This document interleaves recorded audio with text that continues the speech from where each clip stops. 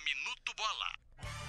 Está começando mais um Minuto Bola, na apresentação de Daniel Romanelli e Léo Rodrigues. E o programa de hoje será todo destinado a um grande debate sobre o Campeonato Brasileiro. Exatamente, então como nós bem dissemos, é um programa que nós vamos falar sobre o Brasileirão, grandes surpresas e decepções de equipes pela tabela e também constatar o grande equilíbrio que vemos, tanto na briga pelo título, disputa de Libertadores, rebaixamentos, outras mudanças também que já tivemos pela tabela.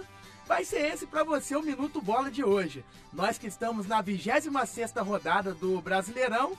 E o nosso primeiro assunto, Daniel, o extremo equilíbrio no Campeonato Brasileiro. Exatamente, Léo. Vamos começar então, primeiro com a luta aí pelo título. A gente vê aí o Vasco na liderança, vemos aí o Corinthians logo atrás, São Paulo e o Botafogo. Ou seja, apenas 4 pontos aí separam o primeiro colocado do quarto colocado. E em sua opinião, Léo, pelo estágio em que está o Brasileirão, é normal que tenhamos esse equilíbrio? E até que ponto as equipes tendem a prosseguir tão próximos na tabela, hein? Justamente, Daniel. Quanto à primeira questão, a gente lembra que o Vasco é o líder com 49 e o Botafogo é o quarto com 45, né? Por isso a diferença de 4 pontos entre o primeiro e o quarto. Quanto à questão de ser normal ou não, eu acho um pouco complicado a gente analisar. Mas certamente que é no mínimo surpreendente. Porque em grande maioria dos jogos, os times oscilam muito quanto aos resultados.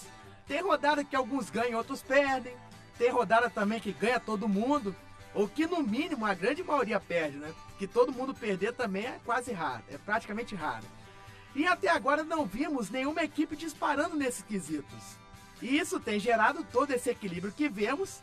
E acredito que só nas últimas 5 rodadas que dará para ter uma ideia maior das equipes que vão ou não lutar pela liderança. Vejo muito aí nessa questão também, Léo.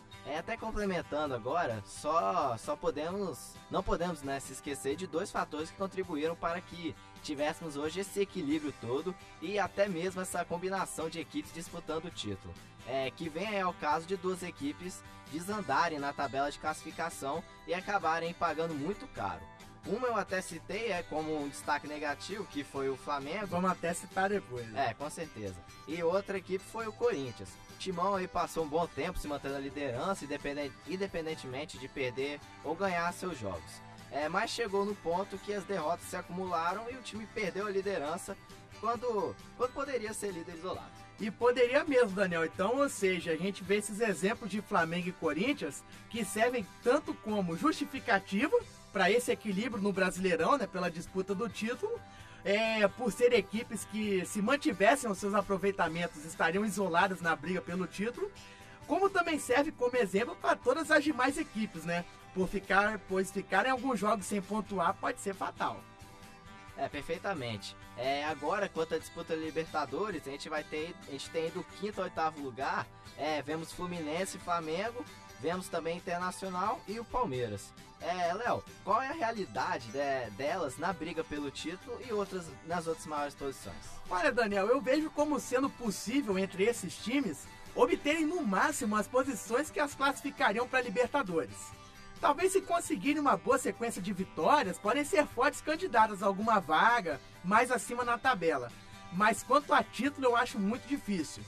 Só se acontecer definitivamente se uma dessas equipes começar a ganhar tudo e os times acima perderem tudo. Aonde vemos que, em se tratando de Brasileirão, é muito difícil disso acontecer. Concordo aí com você, Léo. É um fator que não é impossível de acontecer, mas será muito complicado, pois teria que haver uma mudança aí muito grande e improvável para que esses clubes entrem na briga pelo título. Talvez no máximo 1 ou 2 deles talvez aí consiga. Agora, em se tratando de uma vaga na Libertadores, aí não, né? Pois todos eles são fortes candidatos. Justamente. E por fim, Daniel, quanto à briga para não cair, nós temos lá o Ceará no 14º colocado, vem com 30 pontos. O Ceará empatado com o Bahia, né? Aí vai Cruzeiro 16º com 29 e já abrindo a zona de rebaixamento, Atlético Mineiro 25, o Paranaense, seu xará Atlético 24, Avaí 22 e o América Mineiro com 19. Enfim, o que você acha que dá para concluirmos dessa situação que está as equipes? Além, claro, da lamentável coincidência de Cruzeiro e Atlético estarem nesse bolo. Exatamente, Léo. Duas grandes equipes do futebol brasileiro e rivais. Pela tradição que tem as equipes e que tem o clássico, né, Cruzeiro e Atlético, podem brigar contra o rebaixamento. Jamais pode. E na minha opinião, se não tivermos nenhuma surpresa até o final do campeonato, os rebaixados sairão desse bolo aí de equipes. Sempre sobre a possibilidade dos rivais mineiros subirem na tabela. Pode pesar o peso da camisa, mas que vão precisar melhorar bastante para isso. Pois na atual situação, os dois times, os dois correm sério risco de rebaixamento.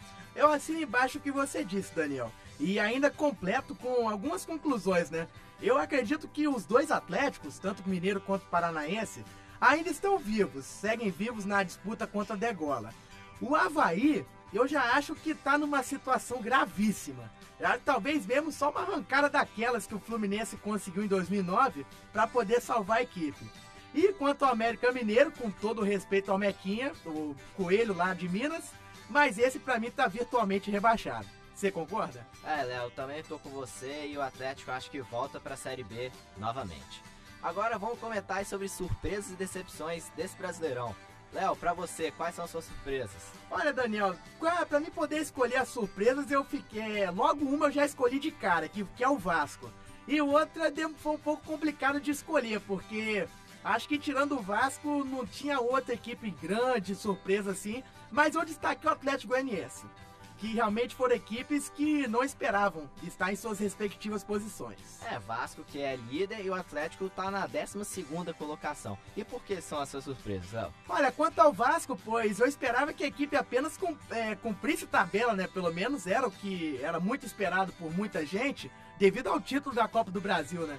Já tem vaga na Libertadores, por exemplo, mas o Vasco tem mostrado que quer muito mais, e isso é bom pro campeonato, né? Fora toda a situação do técnico Ricardo Gomes, que motivou bastante a equipe.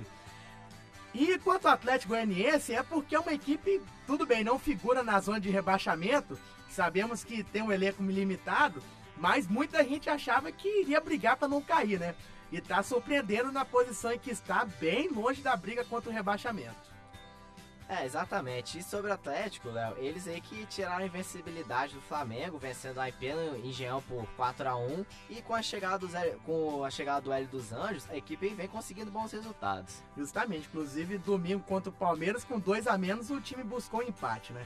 E quanto a você, Daniel, quais que são as surpresas? Olha, Léo, eu vejo aí vejo como surpresa o Vasco, né? Faço das suas palavras as minhas também. E tem time para ser campeão sim, com certeza. E outra surpresa que eu vejo é o Fluminense, né? Uma equipe que vem sempre no ganha-perde, agora vem ganhando, sendo até o líder desse retorno, já o 5º colocado. E agora que o Abel vem encontrando aí o time ideal, a tendência é de mais vitórias. Justamente, quanto ao Fluminense, o Abel às vezes escala muito mal, viu? Mas agora vamos falar sobre as decepções. Que equipes que estão decepcionando realmente, né? Exatamente, Léo. E eu já vou começar falando sobre as minhas, que são o Grêmio e o Cruzeiro. São equipes aí que estão passando por uma fase péssima. Cruzeiro, então, tá em 10º colocado, é o primeiro fora da zona. Né? 16º, desculpe. Jorge Santana saiu, Wagner Mancini agora vai assumir, mas é uma equipe que vejo com um grande poder de reação. Exatamente, Daniel. O Cruzeiro que tinha feito uma excelente Libertadores até a segunda fase, né? Quando caiu pro modesto Once Caldas e dali pra frente se afundou numa crise profunda. Era até candidato a ser campeão brasileiro e tá bem longe disso. Pois é, quem diria que o Cruzeiro saísse tão cedo do torneio. E sobre o Grêmio, que está em 13º, é um time que costuma aparecer lá no topo da tabela. Tem um elenco que carece de posições, ou seja, o Celso Roth terá grande trabalho para tirar essa equipe dessa zona perigosa. Suas decepções, Léo, quais são? Olha, eu vou acompanhar você quanto ao Cruzeiro, que já citou todos os exemplos, né? O time vinha sendo candidato a ser campeão brasileiro e agora lutar para não cair.